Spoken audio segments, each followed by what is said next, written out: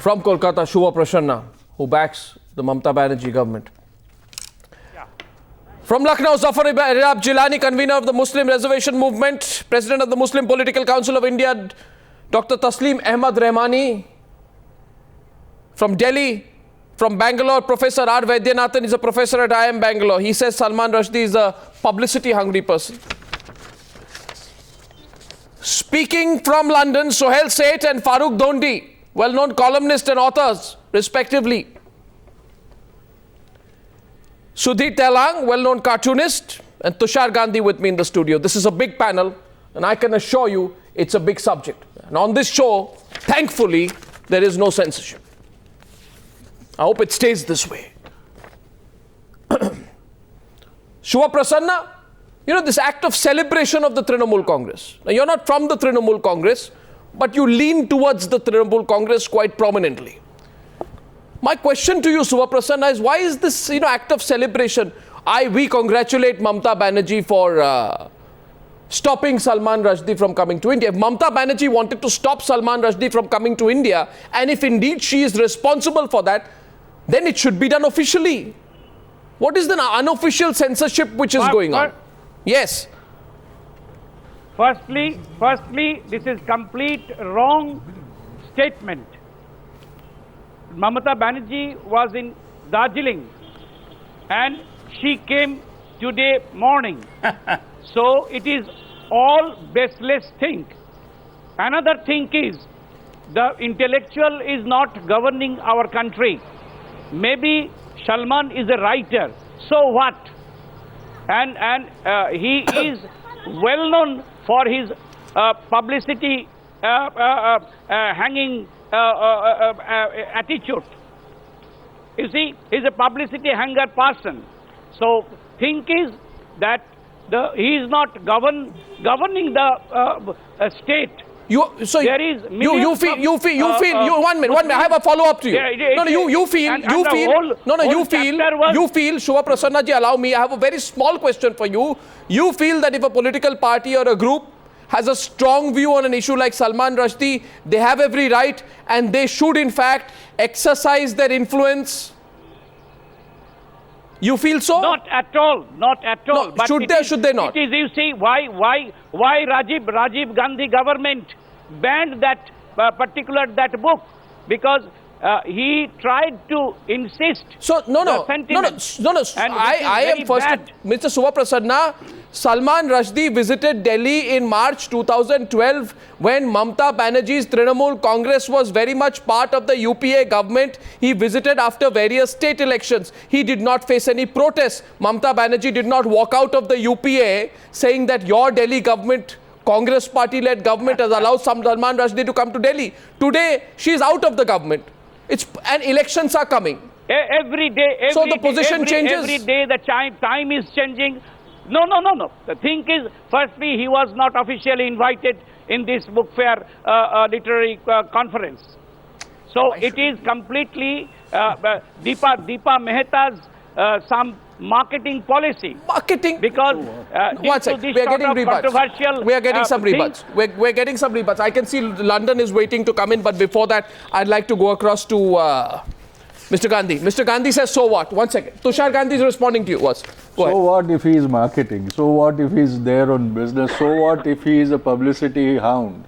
Does it disqualify him from going to anywhere in India where he is visiting legally? Does it stop a person from going to any point or place in India just because there is a section of Indian citizens who are opposed to him?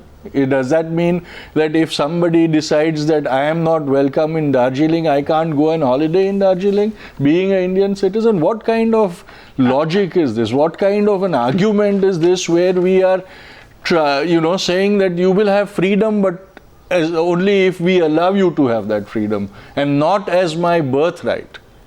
Where have we reached in a short span of 100 years where freedom was our birthright? Where have we reached to a stage? Mr. Shubha Prasanna, you're a painter.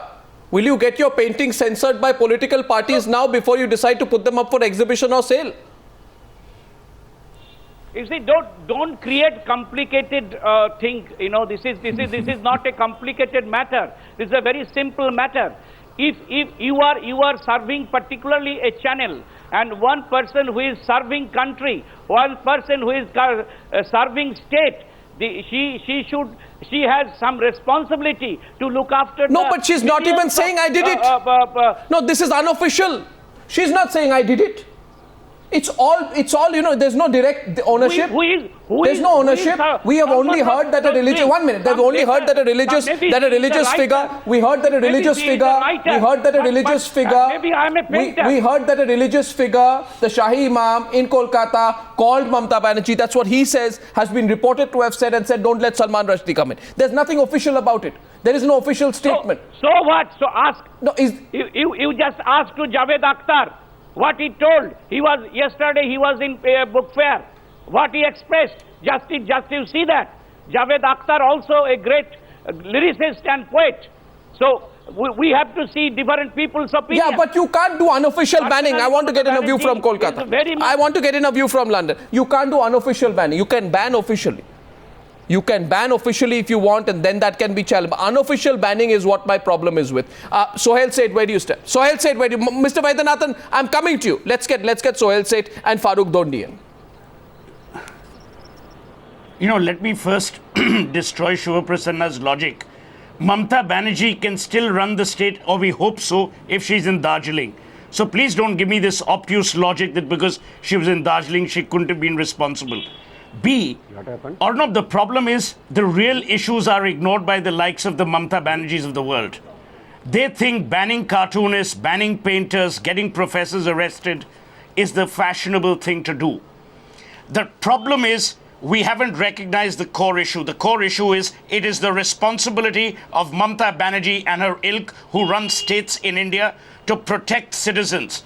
Because one Shahi Imam picks up the phone and speaks to a Mamta Banerjee, a Shahi Imam cannot have that enormous clout to prevent another Indian from coming into Calcutta. I think the whole logic is bizarre. Tomorrow, so a priest will pick up the phone and say, please don't allow Arnab Goswami or Sohail Seth to come in. I mean, are we creating a ban-ana republic, or what the hell is going on? Okay, fine. I mean, I cannot understand why Mamta Banerjee doesn't focus on attracting industry, why she doesn't focus on bringing Bengal back from the brink. She's pushing it more and more onto the brink. I mean, people in Calcutta believe she's gone nuts. No, one second. I don't want to make this personal. I don't want to make this personal. I don't want to make this personal. No, I want to remain I'm not making it personal. No, I would request you to exercise discretion. Believe. I would request you, Sohail, to exercise a little bit of discretion, please, Sohail, in the personal description of individuals. That's all. Otherwise, we lose focus on these. 1 minute. Shiva Prasanna is a painter. He more than anyone else recognizes the freedom of expression. He more than anyone else recognizes the Bengal spirit of accepting contrarian view. So the point, Arnab, is we can't create an India where intolerance becomes the order of the day rather than tolerance. So where we will not accept contrarian view because it is politically expedient. That's my point. Fourth point of view is coming in from Professor Vaidyanathan, who says Salman Rushdie is a publicity hound. Regardless of that, regardless of whether he wants publicity or not, Professor Vaidyanathan, there is Article 19 of the Indian Constitution. And if anybody believes that this article is not valid because Salman Rushdie, for example, can damage the sovereignty and integrity of India, or for that matter, the security of the state, or our friendly relations with foreign countries, public order, etc., the state can act as per the law. The state can't act by subterfuge. The state can step in directly, Professor, not indirectly. Hello? Professor Vaidyanathan. Arnab, yes, Arnab, if you give me time, I will tell 3 points. Banning anything is not part of our Indian culture. Anything.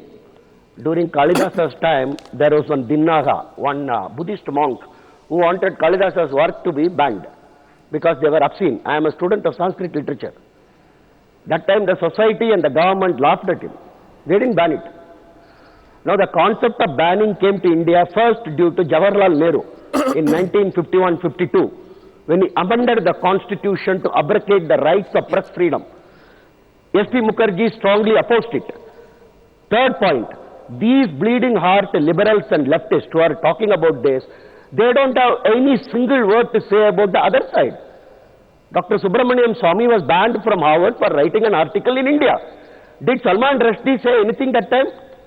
Freedom of expression is important. Well, Freedom of expression. well, okay, is one not second. just One second. On your third point. On your third point. Tushar Gandhi. On your third point, Tushar Gandhi. When you talk about I'm coming to you, Tushar. Here, Tushar Gandhi, Professor. Here, Tushar Gandhi. I come to you. I'll come to you. I'll come to you. Here. Juvenile argument. This is One so minute. don't allow me to finish. I will allow you. I will allow you. Moment you hear the rebuttal of the specific I want point to you tell made. a major 1 point minute. now. I will allow you. Your channel also did not conduct any debate. Professor Vaidyanathan. Professor Vaidyanathan. You know this is. Oxford University Press of New York. Professor. It's such a juvenile argument. Absolutely juvenile argument saying because you did not talk before, we are going to let you talk now. No, one sec. Professor, first of all, I would like to humbly correct you. You know, this broad brush, you know, when everything... Attack the media. No, one sec. Attack the media. You did not carry out a discussion. We reported it, we discussed it. This channel does not believe in that form of censorship. Now 1 minute, Professor. Tushar Gandhi is commenting back on what you said. Did that time? Here, Tushar Gandhi, he says this is not an appropriate argument. Go ahead. No, this is a juvenile argument. Why? This is absolute Why? juvenile Because logic doesn't like by the saying that point if of you view. speak on Rushdie, you can't be heard because you did not speak when Professor Subramaniam Swamy was banned from going to Harvard. Go and ask this question to Harvard professor. Don't waste time over here. Don't try to score debating points. Let's talk about the crux of the matter, that our democracy is being held hostage by mobs. Okay, Whether fourth point of view. whether they are the Hindu mobs who hounded Hussein or they are the Muslim mobs that hound Rushdie, our democracy is being... 1 minute, Professor. Saves you. Professor. Don't use such abusive terms. Professor. What do you mean by Hindu mob? Professor. So, 1 minute. What does... Tushar Gandhi is one of the ruffians who is roaming around the streets of Bangalore or Delhi. I will say one thing. No, I will say one thing if you allow me. When you want freedom... If you allow me... Absolute. If you allow me, I want an agreement on the panel. The agreement on the panel, we discuss freedom of expression. We will not say or do anything. Withdraw the word of Hindu mob. There is nothing. I don't believe in any religious stereotyping. I'm saying it here. There's no religious stereotyping. This is 1 minute, Professor. 1 minute. I request you.